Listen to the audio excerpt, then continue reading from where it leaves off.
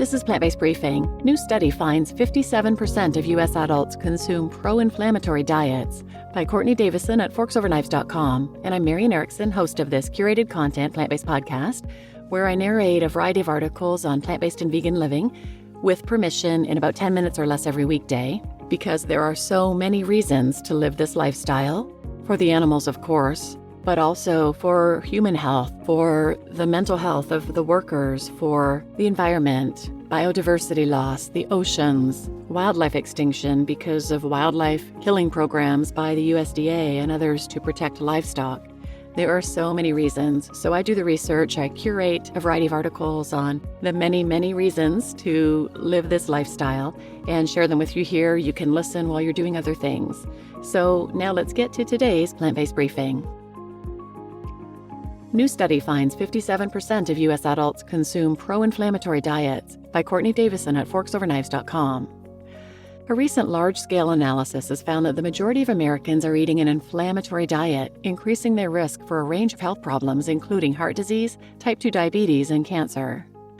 Conducted by researchers at Ohio State University's College of Public Health, the analysis looked at the self-reported diets of a nationally representative group of more than 34,000 American adults who participated in the National Health and Nutrition Examination Survey.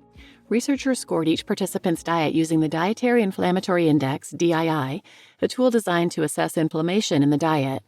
The index ranges from -9 to 8, with a score of 0 indicating a neutral diet, lower than 0 indicating an anti-inflammatory diet, and higher than 0 indicating a pro-inflammatory diet. After completing their assessment, they found that 57% of participants had inflammatory diets, 34% had anti-inflammatory diets, and the remaining 9% ate diets with a neutral impact on inflammation. The findings were published in the journal Public Health Nutrition on September 27th, linked here. The overall balance of diet is most important, the study's lead author, Rachel Meadows, said in a statement. Even if you're eating enough fruits or vegetables, if you're having too much alcohol or red meat, then your overall diet can still be pro-inflammatory. Because factors such as financial adversity can limit access to fruits, vegetables, and other healthy foods, Meadows' team was also interested in identifying how socioeconomic factors correlated with dietary inflammation. They found that Black Americans, men, younger adults, and people with lower education and income were more likely than average to have pro-inflammatory diets. What is the Dietary Inflammatory Index? First developed a decade ago, the Dietary Inflammatory Index, or DII, is based on more than 50 years of scientific research around the ways foods and other dietary components, including alcohol, spices, and tea, influence inflammatory markers such as C-reactive protein. According to the DII, garlic, turmeric, ginger, and high-fiber foods, like whole grains, fruits, beans, and vegetables, are highly anti-inflammatory. By contrast, the DII indicates that meat, vegetable oils, and refined carbohydrates are pro-inflammatory.